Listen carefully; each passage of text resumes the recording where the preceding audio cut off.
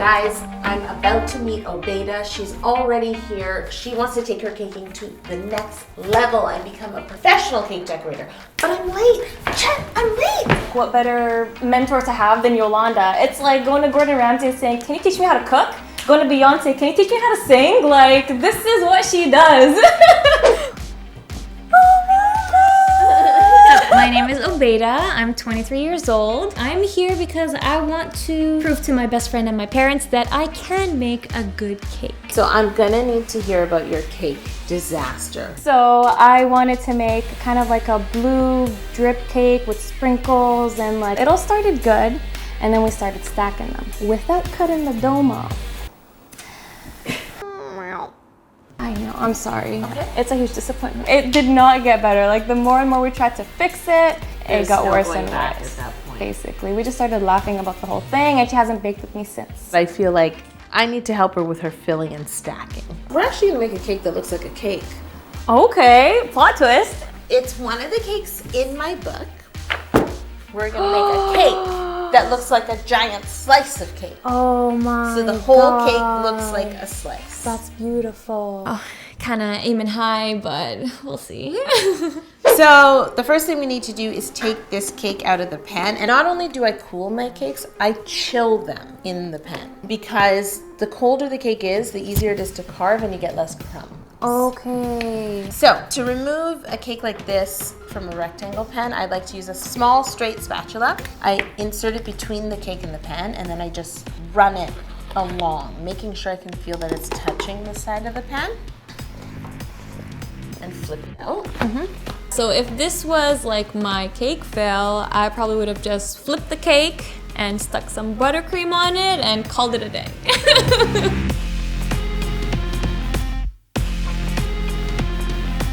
So now you're going to continue to cut into the cake until you feel like you've gone into the center. Yolanda says a really good point. She's like, start from the corners. And so that's what I did. And then eventually we reached the middle and it just popped off. Like, it was so easy and it was so straight. I was like, did I do that? She's like, yeah, you did that. I was like, okay.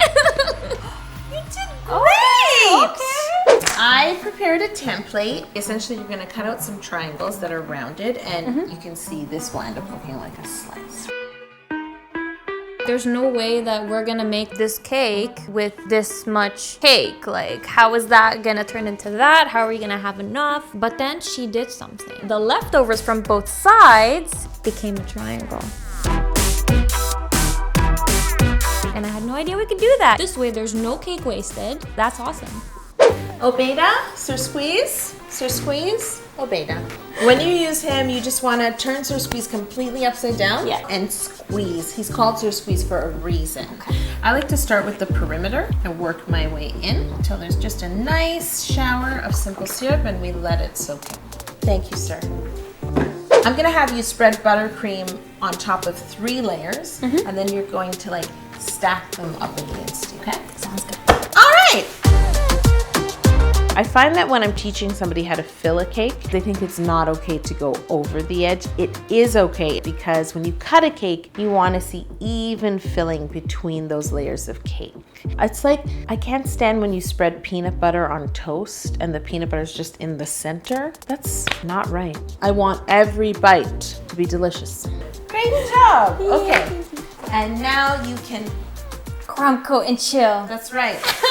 The crumb coat is to just lock the crumbs against the cake. Okay. Okay? And once again, you're using the flat side of the spatula and you're pressing right up against the cake.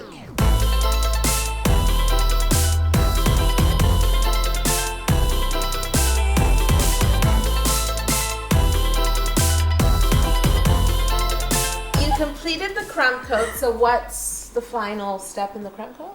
Chill. While the crumb coat is chilling, this is the perfect time to roll our colored fondant slabs because we need them to chill as well. They'll be much easier to cut. I was thinking that your cake would look really cute if it had alternating pink and red layers of cake. So, you work with fondant, so you know how to knead fondant. Yeah, but a lot of the times I get air bubbles and... Show me how you knead. Okay. I need to see how you knead. Oh no. No, that's twisting. No. We don't want to see this again. You got it. I'm looking at her working with the fondant and she makes it look so easy. And when I start doing it, I'm like, this is actually difficult.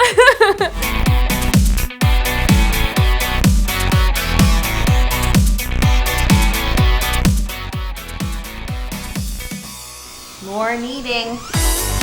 We knead so that it softens and it's easier to roll, but also so that we get the air bubbles out of the fondant. These are looking great. We're gonna take some of this because you have more than you need.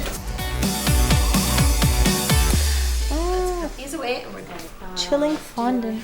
Now we're gonna roll up the fondant that you're gonna use for the sprinkles. Okay. We're gonna make giant confetti sprinkles. So what you're gonna do is take these little scrap pieces and a fondant rolling pin, and you're just gonna thin this fondant out. So it's sprinkle time. Awesome. To make the sprinkles, all you have to do is take this fondant that you rolled out so nicely and cut out 1,000,000 circles. So it's easy, but takes a long time. Yeah. I'll be back in 2 hours. Okay. This is insanely exhausting. It's just taking forever and I'm just doing the same thing again and again. And in my head I'm like, this is never gonna end.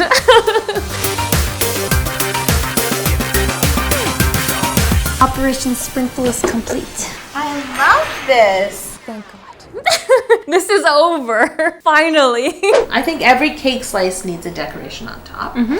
So what's better than a cherry? Exactly. It's classic. So we're gonna take the red fondant and much like kneading, we wanna roll it into a ball and we want that ball to be free of creases, okay? Perfectly round. So I'm gonna use the back of the knife. We're gonna slightly indent. So you can just use the end of a brush and you just work on it until you're happy with how it looks, that's all. So for the stem, we are gonna use some floral wire. So you're gonna take a little bit of fondant, you're gonna roll it nice and thin, which you're a pro at now after the sprinkles. And then you're gonna take your stem and you're gonna brush it with clear piping gel. What does that do? In this case, it's glue. Got you a plate for your stem to let it dry.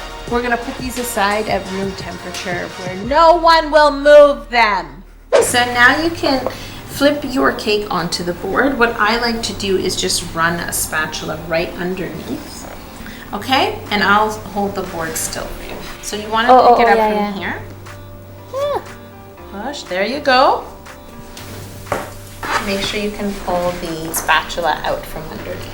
There you go! Oh my God. You did it! I did it! Next! So quickly crumb coat this part, and then we'll start to ice. Sounds good. Good. Good job. Thank you. It's time to ice this cake. I have large and small spatulas there. Just get a feeling for what you like most.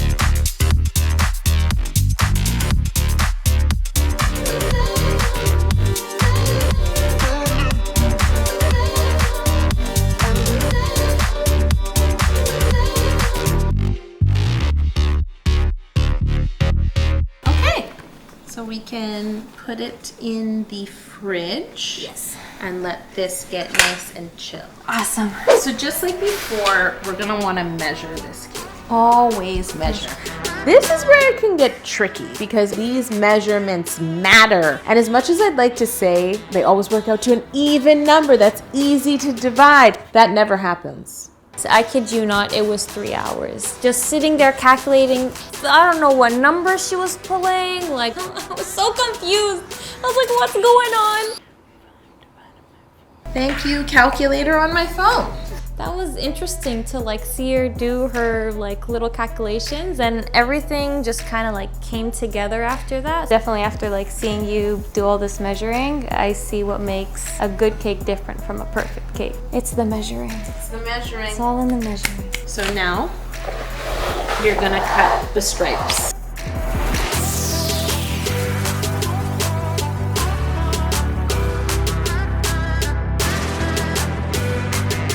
The colored stripes represent the inner layers of the cake that are red and pink, and the white fondant will be the outside of the cake, like that's the icing on the cake.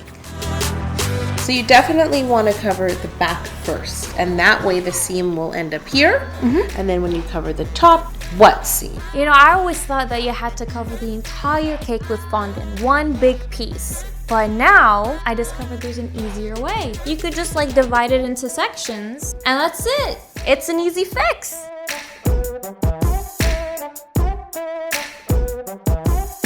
You did it! I did it! Let's make some more decorations for this cake. Awesome. We're gonna make the piping along the edge, okay? So you wanna roll this out into a nice cord.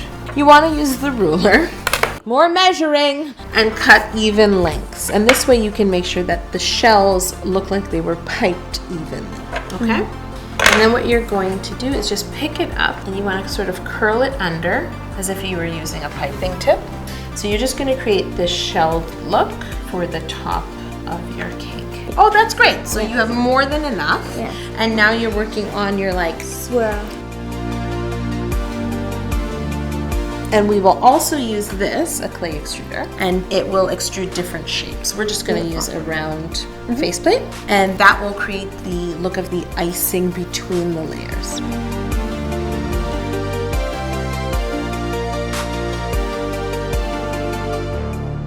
I think I am done.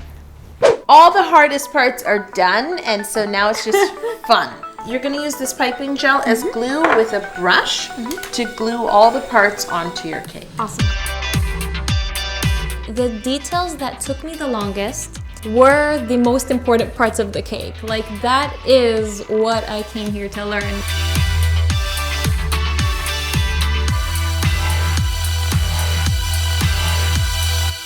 Honestly, all the work paid off at the end. The Easter lineup of our Bake You Happy live tutorials is available now.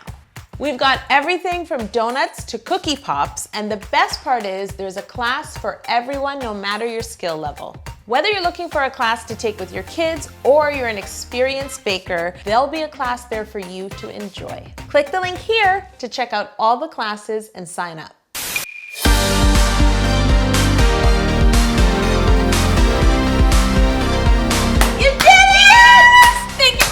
I would have never even thought that I would be able to make something like this if it wasn't for Yolanda. Obeda, your whole family's in the other room. I think you should be so excited and proud to show them what you made. All thanks to you though, so. No, Thank you, did all the hard parts. I just held your hand, that's all. That's all. Are you ready? I'm ready. Grab your cake.